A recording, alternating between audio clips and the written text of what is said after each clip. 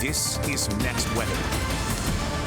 All right, we are staying warm as we wrap up November. CBS 4 Next Weather Chief Meteorologist and Hurricane Specialist Ivan Cabrera here to tell us when might we expect a cool down anytime soon, Ivan? Remember last time I said January? Oh, so far. It's getting serious, right? 88 today was the high temperature again. That was another record high. We've been doing this since Thanksgiving, essentially. We are going to cool down at some point. It's going to be in December. There's no question about that now. We're running out of time as far as November. 82 is the current number. It feels like 86. Humidity 69. And again, these were the numbers for today. 88. Typical high this time of year is 80. We've been nowhere near that. That's going to change the next few days. Another record for today at 88. And again, that comes on the heels of what we've been doing the last few days since Friday. Record high, 1, 2, 3, 4 in a row. And Thanksgiving wasn't technically a record high, but 87 was warm enough. Warmest spot in the U.S. Here's the frontal boundary, another weak front. That's been the theme right so far this fall. This one also running out of steam.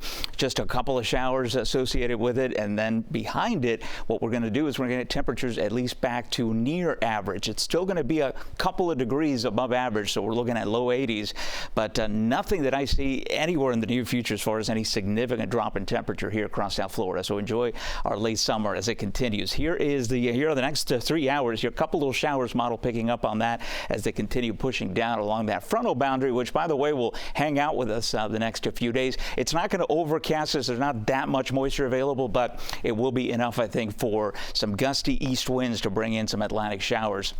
And I'll show you that in the forecast in a second. Feels like temperature. That will begin to feel a little closer to average as our dew points will begin to drop. This is not oppressively high, but still uncomfortably so. I mean, we want to get into the 50s for dew points here. That is the Goldilocks range there.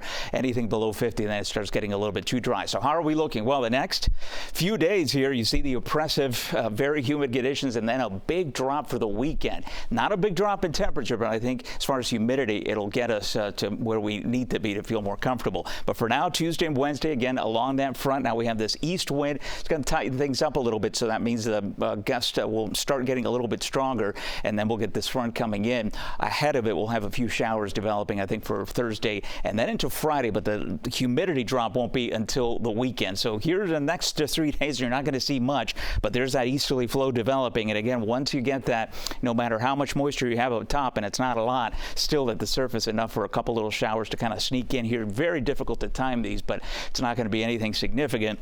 Just keep in mind they will be out there as far as potential.